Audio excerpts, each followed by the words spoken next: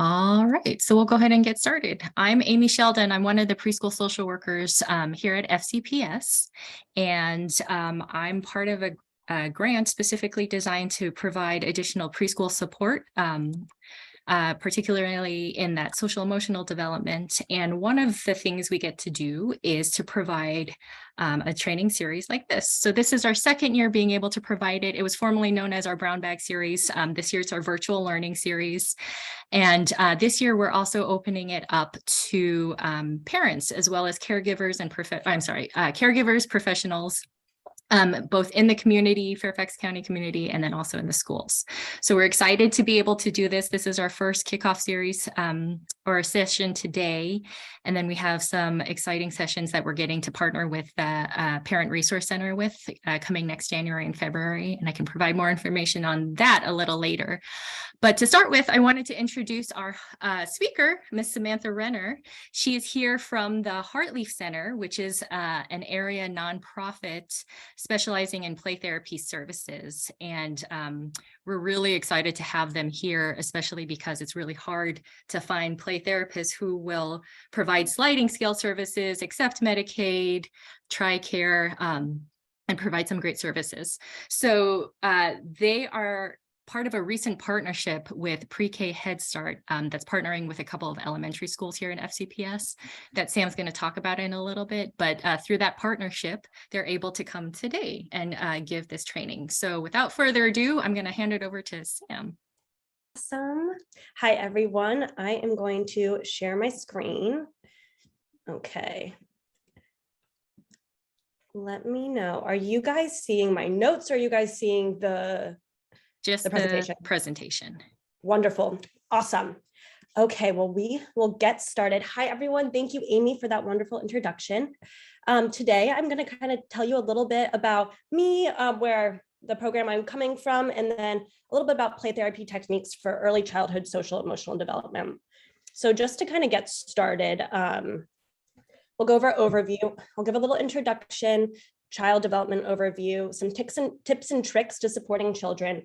Some examples will kind of be spread out throughout the presentation today. And then any questions will be at the end. Or if you guys are like, I don't understand what you're saying, please interrupt me during it. That is totally fine, whether that's through questions or just to yell out at me because I can't really see you guys. We can just do that. And if there's anything else that you guys have questions for at the end, just let me know. But we will get started. There we go. Well, hi, my name is Samantha or Sam Renner. I'm a resident marriage and family therapist. I graduated from Virginia Tech's marriage and family therapy program in May, and I started at the Heartleaf as an internship last year. So I was their first intern at the Heartleaf Center, which is a nonprofit version of Crossroads Family Counseling Center, where I'm also a resident at. So I'm a resident at Crossroads and then a lead therapist for the Heartleaf Center School Community Mental Health Access Partnership. And what this is a brand new grant that we received that we are able to go into schools that were based on needs. So right now we are in McNair and Bailey's, and we're providing play therapy services to children who families come from low income or that they don't have access to therapy on the outside. And what this is really unique in the opportunity that we can go into the school and pull the kid out during the school day, have them have play therapy sessions, and then collaborate with not only the school but not only the parents, but also the school, into getting them the best care that they could possibly have. And this kind of eliminates that part where parents can't drive their kids to therapy or can't do that part because of work or extenuating circumstances. So this is kind of our new program. It's a pilot this year. So we've just kind of gotten started in the schools. And it's really exciting to be able to be there. A little bit of my kind of past is I worked as a Montessori teacher assistant. So I've been in the school system and I used to do ABA therapy in homes. So I have a little bit of familiarity with what it's like to be a teacher, what it's like to be in the classroom. But we will get started until kind of the big part of it. Is my screen changing? Oh, there we go. It is. So what is social emotional development? In a nutshell, is how we begin to understand, express, manage our emotions, and how we use that knowledge to relate to others. So you can see here on this little funnel that there's 6 major tasks that go into social emotional development. We begin to learn to identify and understand our emotions, which then help us to relate to others and understand others' emotions and behaviors. That's kind of starting to happen at that early age at like around 3-ish, 2 to 3. And once we begin to understand our emotions and understand that this is what I'm feeling, we work towards how to manage that. So it's not just I'm mad and that means I throw something. So we work to how to manage those emotions and express them in a way that other people will notice and hopefully they can understand. And then with expression of emotion, we learn to regulate our emotions and how we can take care of ourselves when those emotions come up. So how can we manage them and then also learn that maybe right now is not the time where I can scream, I can regulate myself in a different way. And then finally, we begin to gain the ability to have empathy towards others and the emotions that they're experiencing, which help us to build and keep healthy relationships. And this is all really happening in that early school age. This is happening anywhere from around like 2, 3 till around like 12, 13, and arguably for the rest of your life. You're learning how to do these different things, how to identify, understand, manage, regulate, and empathize with others and build those relationships. So that's just kind of like an overall basic overview of what social emotional development really is. But we're going to talk a little bit about social emotional development stages, particularly pertaining to school age children. So based on Erik Erikson's developmental stages, which is probably like a throwback to all the psychology classes, we are going to first look at that play age, which is children 3 to 5 years old. This is that time when children are beginning to develop social skills, and they're primarily doing so through play. So here are the 3 main goals that you'll see on the screen for this play age, which is to begin to imagine and develop skills through various activities in all different forms of play. Right now, kids have language and they are talking in sentences, but they don't truly know how to express their emotions. So they're doing that through what they do know, and which is moving their body and through play. So you'll see this through social play, physical play, independent play, fantasy play, and so forth. Children also begin to learn how to cooperate with others and how they can lead and be independent, and as well as follow instructions and rules and understand when they can take a step and have autonomy. So essentially, these are the goals that children are really trying to achieve during those first few years of school. And then we kind of move in to the school age, which are children ranging from 6 to 12. This is that elementary school age child where children really begin to relate to peers according to rules and ideas. This kind of looks like we both like each other because we both like the same sport, or we both like yellow, or we're both boys, or we're both girls. They're starting to figure out how they can relate to people based on other rules and other kind of standards. They are beginning to also find things in common with one another and kind of what they can relate to. Children are also beginning to engage in more structured activities like sports teams, and then creating games with rules to be followed. So that's when you hear the kids coming out from recess and they're like, we created this whole game and there's 15 rules and they change every day. That's kind of what it's happening at this age. They're figuring out how they can set up rules. And finally, they're learning to master school-related subjects and like math, reading, writing. And that's just kind of that big overview of the developmental goals for children at the preschool to elementary school age. And I think it's really important to go over these Good things. afternoon, Ms. Erica. How can I help you? I'll keep going. That this is really important to go over because it's something that sometimes we forget as we're going through our day-to-day life. But this is kind of an open-ended question to you guys. What do you think the biggest social emotional task is for preschoolers? And anyone can answer if they feel like they want to. With detaching from their parent? Oh, that's a good one. Learning that how to deal with not getting your way. Yeah, that's another, yep. All kind of falling into I'm it. still working on it. Yeah, no, definitely. Lifelong goals. And then some from the chat, we have sharing, learning new routines, autonomy. Yeah. frustration. Oh, yes, from the chat. I've seen the chat now. um, yeah, these are exactly, you guys are all like right on the same path. They are learning to manage their emotions. Arguably, we're going to do this for the rest of our life. I think this is one of the hardest things that humans do, but kids are learning how to do it too at this age. So what you guys were saying is exactly right. They're learning how to manage emotions from detaching from their families, how to manage that frustration, how to share and manage the emotions that come with that. And this is the biggest challenge that 2 to 5 year old range has, is to learn to express themselves and how they convey how they're feeling in that moment. It is so easy for us to get really frustrated with children because we're like, just tell me what's wrong and what are you feeling? But often children don't totally know what they're feeling. They know that they feel sad and they know that they feel mad or happy. But at this age, this is kind of their first time ever really learning what, like, the words to put to that and how they can say that and then get the help for the thing that they want or need. They're just learning how to do those things. A really good comparison that I like to make to parents a lot is think about it as a language. Currently, right now, I'm learning Spanish on Duolingo. And the first things I'm learning is, hi, my name is, and how am I feeling? And how for me to ask, how are you feeling? And how can I respond to that with, I'm feeling this, I'm feeling sad, or I'm feeling happy. Children at this beginning stage of life, at this from 3 to 5, they've already learned how to walk, talk, dress themselves, beginning to learn different words. And now they're really learning that next step, which is, how can I say my emotions? How can I tell you how I'm feeling? And how does that actually represent what I'm feeling? So this is super hard for kids because they're have already learned all this, and now they have to learn this whole new set of ways of communicating with us. But great news is we can support them.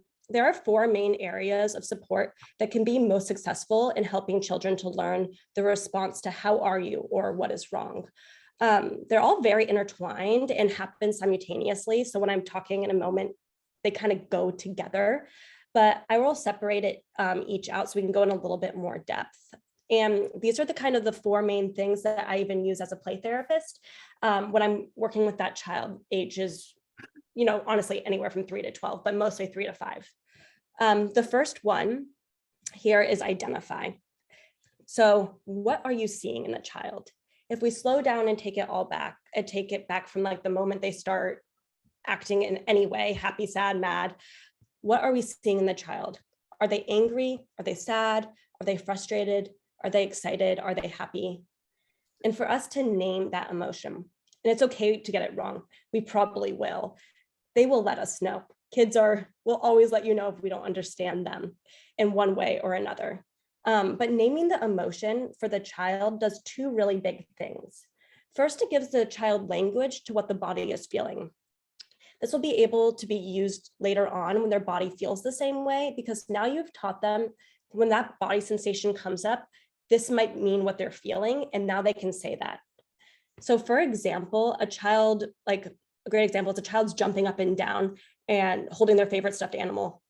Wow, you are so excited to show me that. You're letting the child know that you see that they're really excited and that this might mean what excited is for them. Or a child is crying in the morning after being dropped off. You're feeling really sad that mommy left. This seems really simple because we're just naming what we're seeing, but by identifying this emotion, you're letting the child know that you see what is happening. And by doing that, you're communicating what you are noticing, which is what we also call tracking in play therapy, when we track what they're doing. And you're letting the child know that you see their subjective experience of whatever is going on right in that moment, and that you are there, that you're watching, that they're feeling some way about what's going on in the moment. And again, it seems super easy because we know what crying usually means sad, but kids don't always know that. Kids don't know that that's the word that they can use. An example of tracking may be, you are picking up your lunch and throwing it away. You are full and all done with lunch.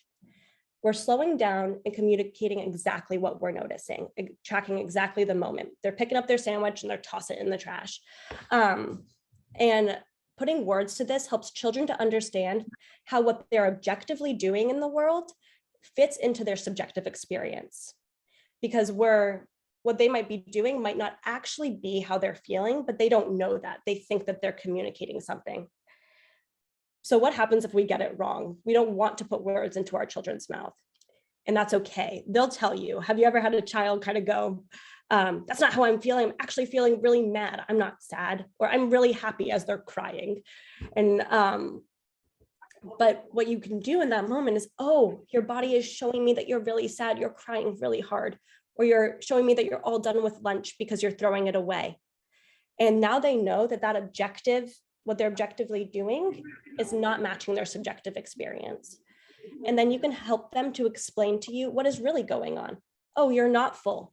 You just don't like your sandwich. Great. We can maybe put your sandwich away and we can still sit and eat the rest of our lunch. Or you're really happy, but you're crying. Help me know what's going on. Are you crying happy tears, or are you actually feeling sad? And this kind of really, as I said multiple times, it really just lets them know that we're sitting here, we're seeing them, and we're hearing them. And this is a lot of like in the moment stuff. This is like what as you're going on a day to day, what you'll notice kids doing and just identifying it as you go, which is great. But also we want to prep our kids for how they can be practicing this already. How can they notice that when they start to get a little shaky, maybe that means they're nervous, or when they're starting to get mad, their hands start to like clench up. We want to start teaching kids that too at a young age. So a wonderful directive activity that I love to use is coloring the gingerbread man. And you guys might have already heard of this. It's kind of a common one, but I really like it because the goal is to begin to identify where we feel emotions in our body. Often even in adults, we're like, you're feeling so like mad, like where do you, or like you're feeling so worried, where are you feeling that? And they're like, I don't know, my whole body. And it's like, it's probably coming from somewhere. So by doing this at an early age, we're teaching children to start identifying their emotions and to start figuring out where that is happening. So for this activity, what you would need is just, I Googled blank gingerbread man or PDF, and this comes up. There's a bunch of them. And you get different colored markers and pens. And you can do this in a group, or you can do this one-on-one with your kiddo in the office if you need to. And with the young kids, you probably would label the colors for them because they might not be able to tell you, but you could be like, yellow's happy, red's mad. But if you're in a group setting, if you're one-on-one, you can have them pick which color, and then have them color where they're feeling their emotions. I feel happy in my head. Great. What lets you know that you feel happy in your head? Oh, because I'm thinking about all the exciting things, or because I'm laughing a lot. Doing this is helping children to start to integrate that emotions are not only things that we just say, but they're also things that we feel, and we can feel them in different parts, and we can notice them before they're happening. And in the future, they're able to even tell you that, like, I'm feeling like there's a lot of energy in my legs. I might need to take a walk. That's obviously a lot farther down the line, but doing this early helps them to know what things start to show up, so they can even express them to you in the moment. Does anyone have any questions about this activity before I move on?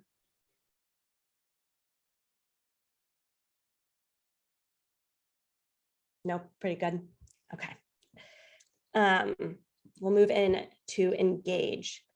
So already in that identification step, we are already engaging with them. We're identifying that emotion. But what's great is we're going to take it a step further in this kind of engage part. And engagement shows them that you hear them, see them, and you care about them. This is when we're really going to get on their level and kind of meet them where they're at. And this can be done by fleshing out those identification sentences. So a kid comes up to you and you're noticing they're really excited about the drawing they drew. You are showing me that drawing you worked on, and you are so proud of it. Doing this is not only tracking what you're noticing, because they're bringing it up to you, but you're letting them, you're engaging with that. You're saying you're so proud of that. You're putting that emotion to it, and you're letting them know that you're seeing how proud of themselves and empowered they feel. Or same as kids really having a hard time leaving mom in the morning. It is really hard to leave mom in the morning, especially when we're feeling tired. it's letting them know that we're seeing it and that it also invites the conversation to open up further. So it could be, yes, I'm so proud of my artwork. I drew a cat and my cat's name is Casper and I'm so excited. Now you get a conversation about how happy they are and you get to engage in that moment with them. Or I am tired. I got woken up so early and I didn't get breakfast. Oh, now you know, one thing, the kid might need a snack. And two, that you can share in that. It is really hard when we're tired and we don't get breakfast. I'm here for you. Engaging with kids in this way not only lets them know that you're there and present with them, but it also pulls kids out of that big emotion. It gives them a moment to calm down and breathe and talk about what's going on. And they can't always do it. You're not always going to get that response, but even just repeating that is, you are really tired. Sometimes they even just calm down then, knowing that they've been heard and seen by somebody, so they don't have to keep getting bigger to show you that something's wrong. And that's, again, big in the moment things that we do for kids to help promote that social emotional development, but something that we can do and have in our classrooms or even at home or offices are feelings thermometers. Because this is really helpful for kids to understand that emotions aren't all felt at the same level all the time. And we can feel multiple things at different times and at the same time. So this is just a PDF I use with kids when I'm my older kids that I'm talking about this with, and I'm really explaining that sometimes we feel a little bit angry and a little bit sad and a little bit happy. But what can be really helpful is just having a big one in your room maybe, or having blank ones to color in. Because when a kid's having a big emotion, you can have them come talk to you. It's like, where are you feeling? You're really, really angry right now. How angry are you feeling? Are you feeling it all the way to the top or just in the middle? Or are you feeling really sad all the way to the top, just in the middle? And what this is doing is it's giving you information about, okay, what do we really need to do here? Do we need to go on a walk and really get this energy out, or are we able to engage and talk through it? So it's giving you information about how maybe we can move forward, but it also taps into mindfulness a little bit, because we're helping them sit in that feeling and communicate its intensity. We know from research that if we can sit in that feeling truly and label it for 90 seconds, it goes down after time. So 90 seconds, it hits its peak and it will start to come down. And so helping children to even put on a thermometer how intensely they're feeling taps into that just a little bit, because it lets them know, okay, I'm feeling it here. And then maybe in 10 minutes after you guys have breathed together, gone on a walk, or even just talked, it's gone down. And you can talk about that, how you got it to come down. Where's your body feeling now? And this is really helpful because it gives us a chance to validate that emotion and provide a coping skill to manage what's going on and to really bring it down. So the one that's up here is also just from Therapist Aid. It's just Googled, but it's great in explaining this to kids or explaining this to parents. But it's also great to have a big one in your classroom or in your room. Do you guys have any questions about that?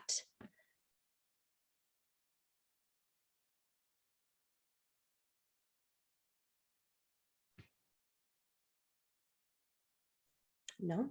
Okay. We will move on. So after we've kind of identified, we've engaged, we understand the emotion, we've showed the child that we're there, we're going to start modeling and redirecting. So modeling and redirection really hits that management of emotion portion of development. So what's really helpful to do this in the moment and daily sense is demonstrating that behavior.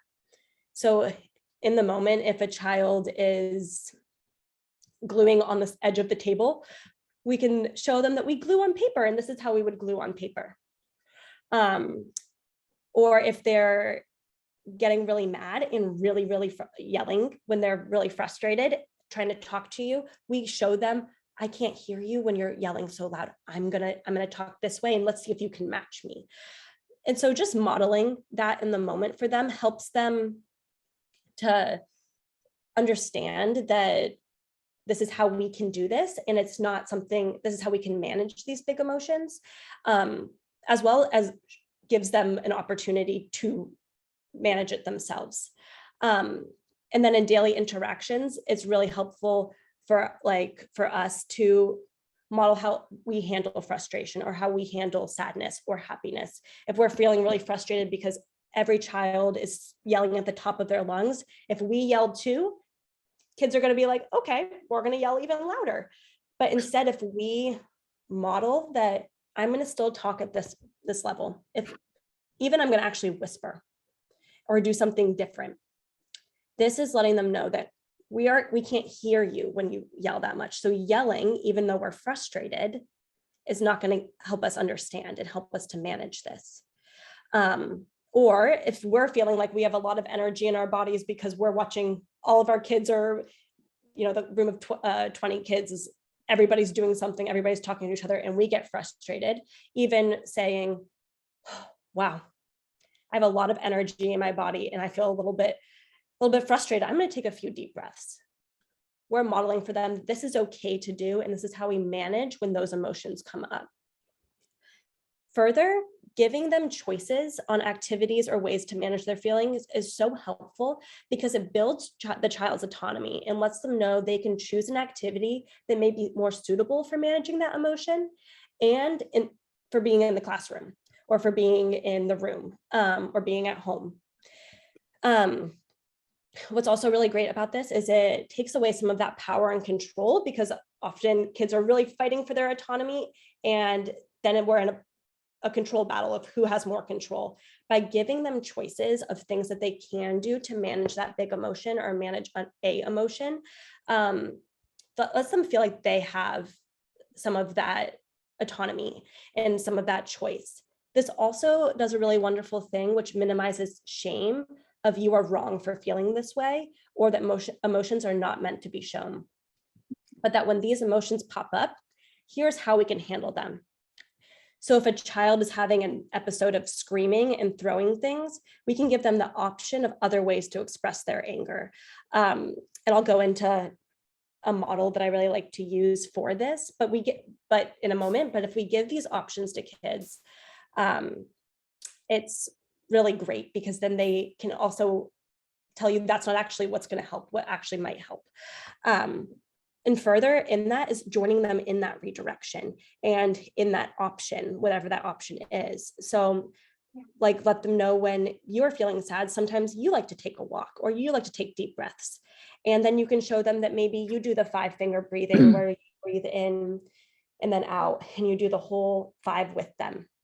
Or if they're feeling really mad and they're throwing things, maybe the option is that if they're in a counselor's office, that they can punch a pillow and you guys can punch it together. That's something that I've done that helps kids know that, here, we can get this out together. And now I'm being seen and I'm being heard, and this person isn't judging me for feeling this way. So I think that's what's really helpful in that model and redirection point. And that teaches them and the flip side of how they can manage their emotions. And that when anger comes up, we aren't going to throw something. Instead, we have these other options that my parent, teacher, caregiver has told me helps. And I know that it helps. And to do this, what I really enjoy is the setting limits model, ACT limit setting model. You may have heard of it before. It kind of stems out of that gentle parenting approach. But what it really does is it provides limits and boundaries, and it teaches children how to navigate the world instead of teaching them to be fearful of rules and fearful of being shamed or blamed. So that's what I really enjoy about this model in particular. And what it is ACT. A is acknowledge the emotion, so that identify piece that we talked about earlier. And also warps in that, or kind of brings in that engage piece. Sam, I see that you are angry and want to throw that. Great. You see somebody's angry and they're about to throw something across the classroom. So then we come down to C, which is communicate the boundary. This is something that is short, sweet, to the point, but it's exactly what you mean. Scissors are not for throwing. We will not be throwing, it's just not going to happen. But scissors are not for throwing. Very concrete. So now you've identified what they're feeling and acknowledged it. And now you've told them what will not be happening in this room. But now let's bring back the autonomy. Instead of you're wrong for wanting to do that, we're going to target acceptable behaviors. You can throw this ball or you can find a fidget. Those are your two options. So now you've given them an option. They're angry and they're wanting to throw. What they're not going to do is throw the scissors that they're holding in their hands.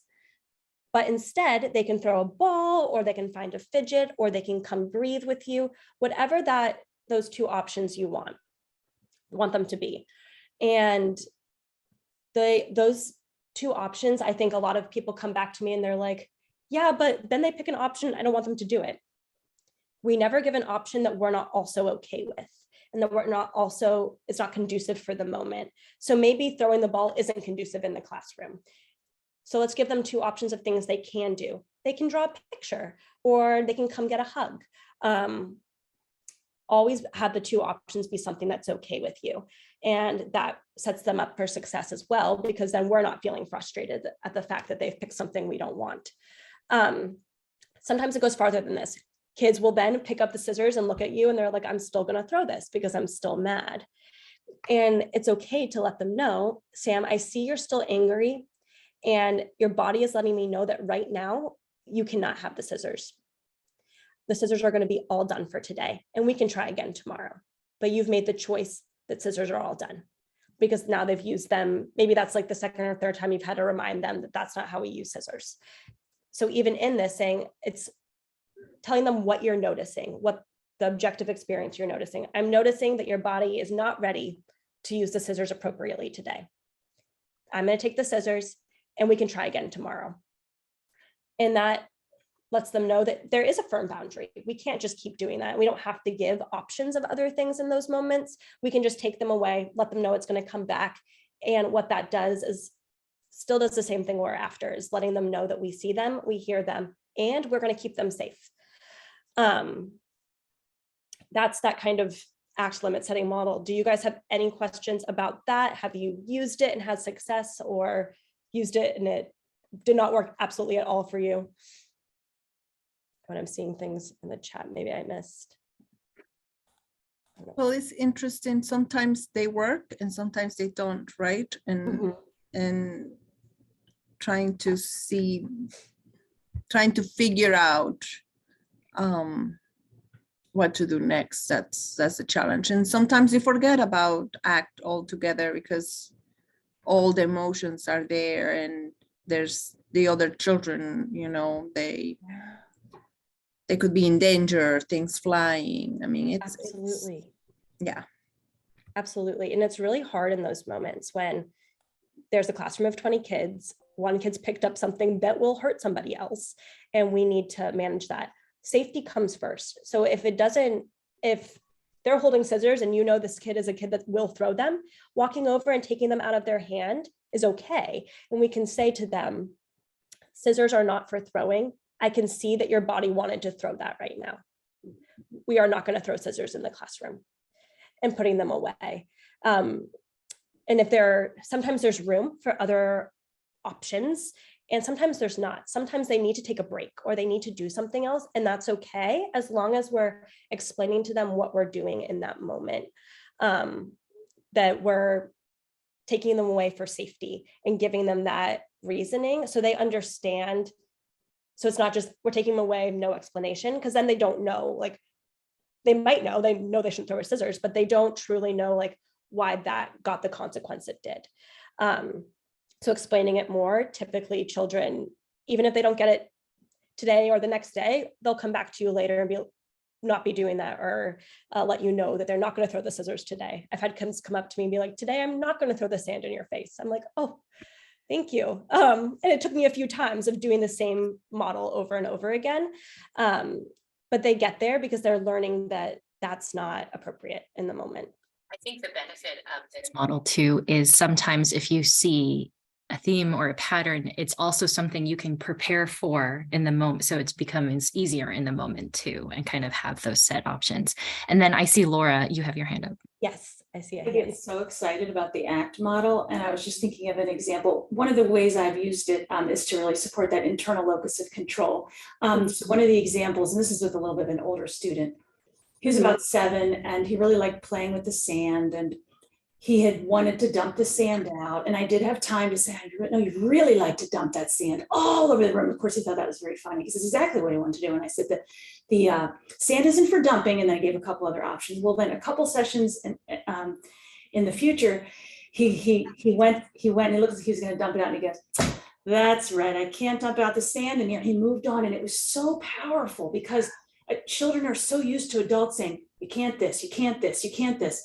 And he was able, with the repetition and the, that predictability and the limit setting, but also the autonomy to express himself. And then he was able to, bring that back on his own, which I thought was really powerful. Yeah, I love that example. That's one of the reasons I also love this model, is it gives children the sense of, we're not just saying no all the time. That's all they're hearing. And we're giving them I see you, I hear you, we're going to still be safe here and not do something that's going to hurt us. And here's other options of things we can do that might even be better. Maybe they actually enjoy kicking the ball more than dumping the sand, or maybe not. Dumping the sand is fun, but it lets them feel really safe. So I love that example. There's something in the chat. Oh yeah, for every can't, there's a can. I love that. Yes, using it with 3-year-olds. Yeah, when I taught toddlers, I taught toddlers for like about 2 years, and that was my favorite one. All of using this method. Yes, I see another hand. Denise. Oh, hi.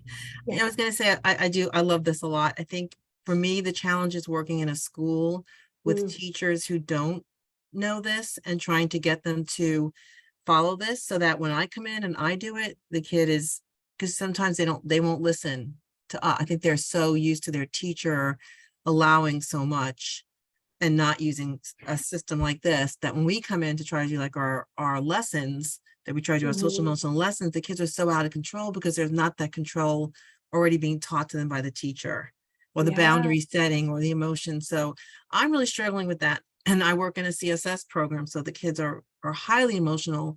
The other thing is that it's an elementary school, so you can't take things away from them. So if they are holding a scissor and threatening, you can't just grab it from them. So that's another challenge. Yeah, that's a huge challenge, especially when people aren't on the same page. The kids get mixed messages. They hear that I can do this here, or that's not how people respond to us here. And it can be so difficult. And there is, so there's a model called CPRT, which is child parent relationship training. And they have a branch of it, I guess is the best way, or a submodel of it for teachers that goes over this exact thing about how we can track and use the limit setting model in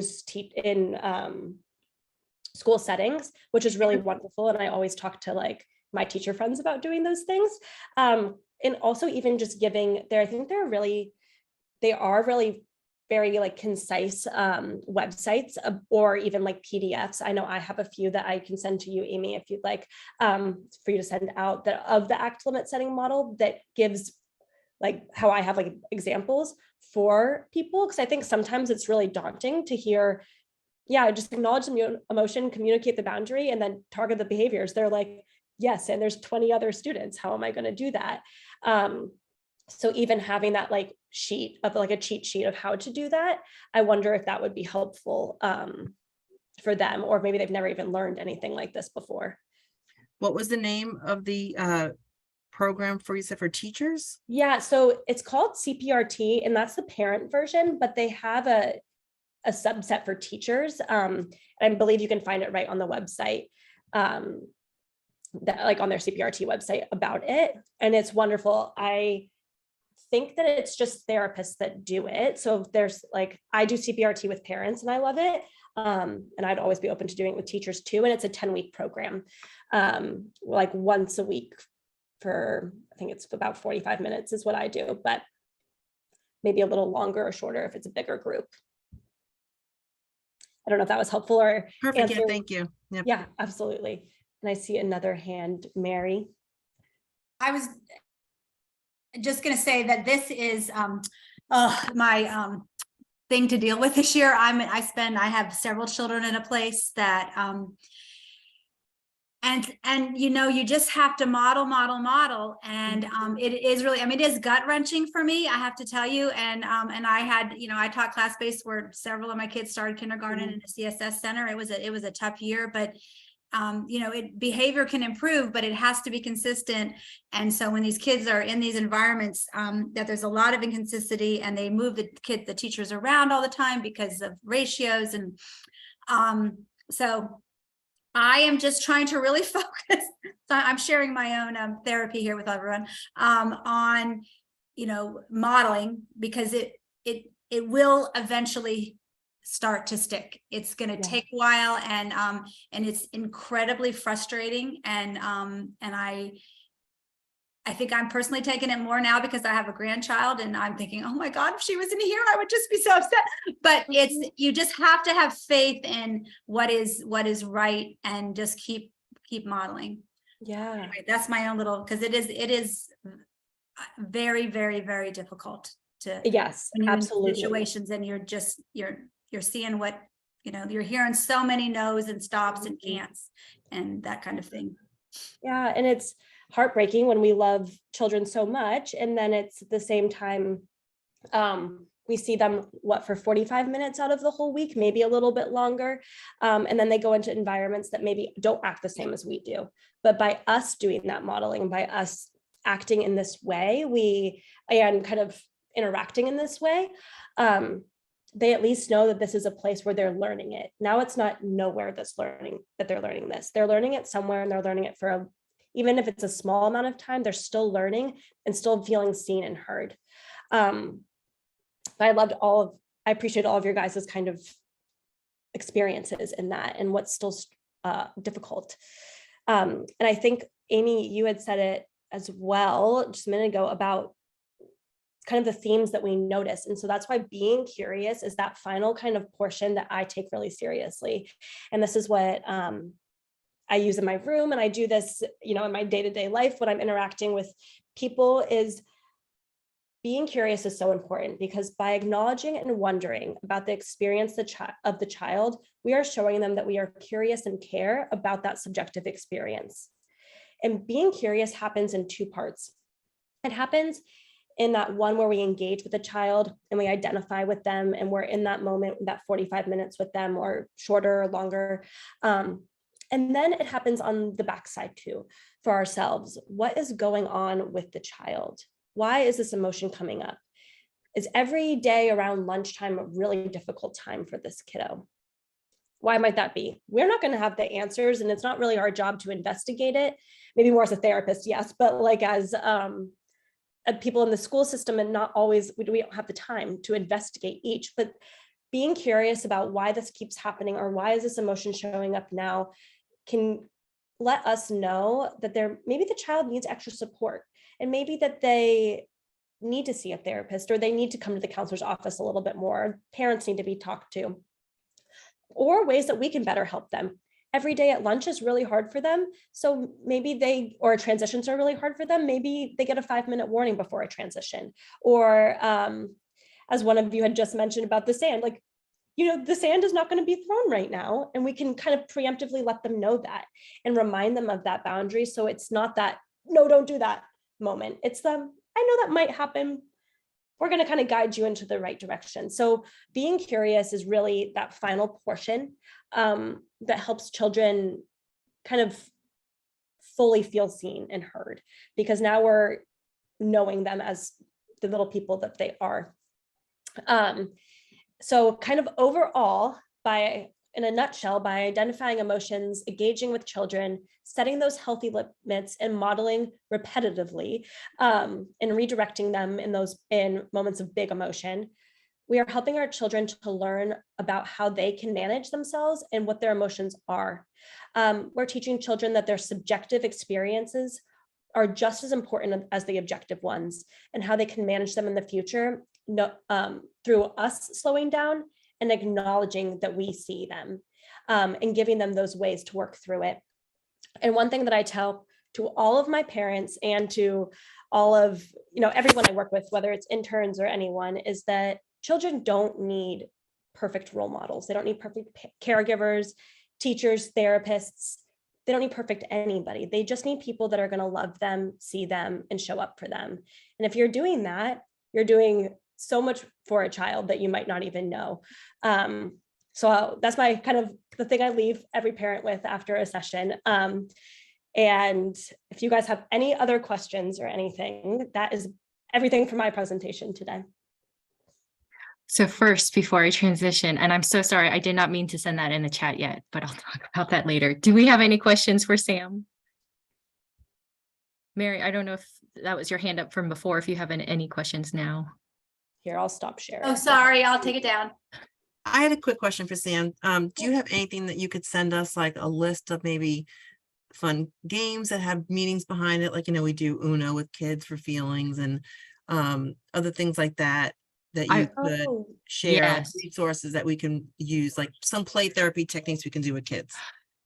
Yeah, I have some games. I mostly do a lot of that directive in the moment stuff, is why that's what mostly you heard today. But I do have some directive games that we do use. And I think, Amy, you might also. Yeah, I was going to say, I was just going to go over a couple of directive activities as well.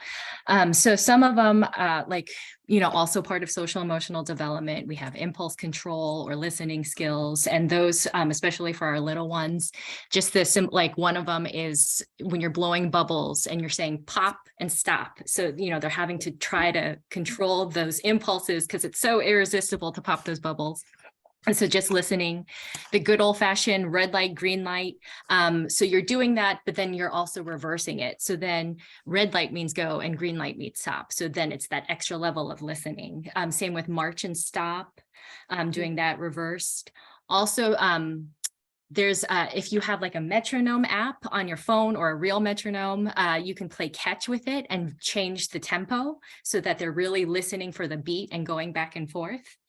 For children who might have some motor planning challenges or following directions at home, what you can recommend is just like an obstacle course with 3 different steps. So like, you're putting out cushions, you're rolling over a ball, that kind of thing. At school, if it's going from like, your door to the bathroom, what are 3 different ways you want to get there? Do you want to like give me a high five first, spin in a circle, then hop to the next location? Just kind of short sequences so they can start following that and get their bodies to follow. If you have slightly older children, some rapport building ones, Leanna Lowenstein has an activity called Google It, where you can just say, show me what this week has looked like for you. And then they can go on and Google like images of butterflies or rainstorms or, that kind of thing. And so it's a little bit interactive that way. I'm trying to think of anything else. I do one that I love, and I actually based it off of like a school activity. So I take a piece of paper and I fold it. We have them fold it into 4s. So it comes into that 4 quadrants. And one quadrant is draw me or write me something that makes you feel happy, sad, mad, worried. And we talk about each of those as like what happens. And then that one I really love. And there's a lot that I like that I use that I just don't even think that I forget that I use them because I use so many different random ones. But there is, and what I can do too, there's like book compilations for therapists that I can recommend. And I can send out lists for that have they're just full of activities and ideas. And then also if you want to email me, which I accidentally put too early on the slide or the chat, I can also let you know specific ones if you're looking for different categories. And then also too, for those, because I think this comes up sometimes with our younger kiddos too, any sensory type needs, or when you're seeing like biting or, sometimes the head banging, what we see, or like sensitivity with eating or that kind of thing, they're saying that pain and temperature are neurologically connected. And so sometimes what helps is just something really cold as an alternative. So even if they have like ice cold water in a thermos and they're able to use that to drink from, or you know, if you're playing that metronome catch, if you use like a frozen Play-Doh ball, or like some of those, you know, those ouchy ice packs. So they're soft and they're not going to freeze or, you know, injure the hand or that kind of thing. But essentially, what I really loved and I thought was so beautiful with what Sam was bringing up too, is kind of really building those relationships with that non-directive time and the tracking and, you know, everything too. So I think it's just kind of that combination of need and experience. Mhm. But are there any other questions? I have a quick question. Yes. And I'm sorry, I came in late. I was doing a sociocultural, so I apologize to everybody. But if we want to make a referral for play therapy, Yeah, how young are the kiddos that you work with? great question. And how do we make a referral? Yes. Maybe there's older siblings we can get them. Yeah, no. So the Hartley specifically does children, I think as young as 2, but typically we see 3 up to 18. So Yay. anywhere in there. And so 3, but typically I think most of our clinicians right now see people about 3 to 9. And then to make a referral, you can just go onto our website and call the number that's on there, and our wonderful intake coordinator, Tony, will get you put on the right path. We have a lot of, last time I checked, we don't really have a wait list. I was Could have going to changed. say the clinical director is going to kill me if you don't mention they have openings right now for preschool age students Oh, yes. that they're eager for. And they have some bilingual therapists as well. We Is have, that yeah, we have Spanish and therapists. English or any other language? We have Spanish, English, and then we have one that speaks Arabic, and then there's one that speaks several languages, and it's a laundry list that I'm not totally sure of all of them. Yes, Oh, they it's- do take Medicaid. I'm sorry. They do. They Medicaid. just started taking Medicaid. There is a sliding scale for parents who don't have Medicaid or TRICARE, where I think the lowest fee is $10. Is that right? Yes, lowest is 10 and the highest you'll pay is 80, and it's based on your income, and we do like an income check. I can grab the organization's website. It's the heartleafcenter.org. And if anyone is from Bailey's or McNair, we are in Bailey's and McNair, and we have lots of spots for our in school. But let me grab the website, the Heartleaf Center.